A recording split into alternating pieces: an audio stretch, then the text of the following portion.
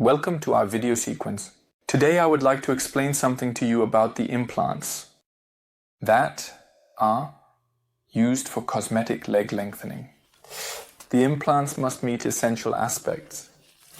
One essential aspect is that they should be fully weight-bearing.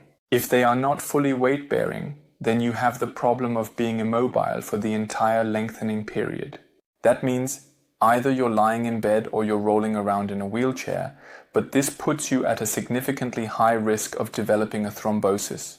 When implanting the bed spawn, you have 2 locking screws at the bottom and 2 locking screws at the top, which are responsible for the full load capacity, or they are responsible for force transmission and ensure that you can not only walk directly after the operation, but that the extension mechanism can be carried out stably with the click system without any issues. That means the better and more fully an implant can bear weight. That means the more fully weight-bearing it is, the quicker you will be mobile after the operation and the faster you will return to your normal daily life. And the lower your risk of developing a thrombosis or an embolism.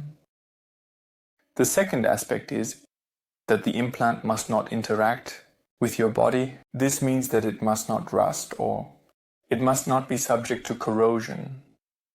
The bed spawn implant is unique in this regard, as it is made of chrome cobalt.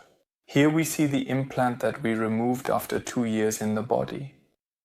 And you see no signs of damage to the implant, of rust, of corrosion, or anything like that. That is, the material chromium cobalt from which the bed spawn it is made is absolutely inert.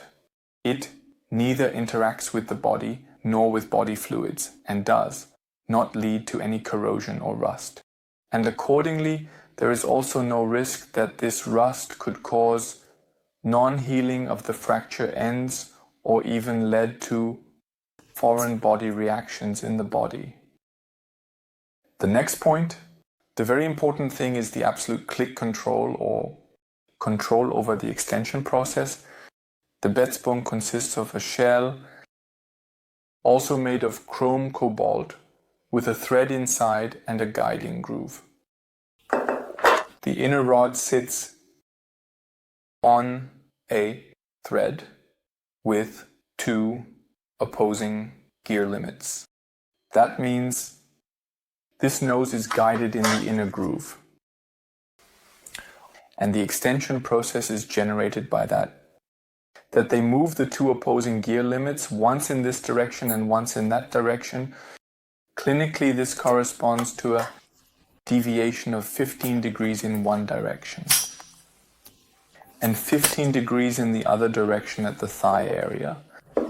And with this extension click, you have created an extension of exactly 0.052 mid.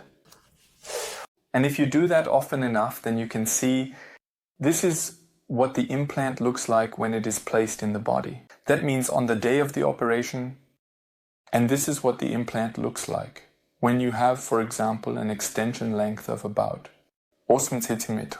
That means through this click mechanism, the inner rod moves outward and initiates the extension process. That means every click you make results in an extension of 0.052 meter. You can't document your extension any better than this.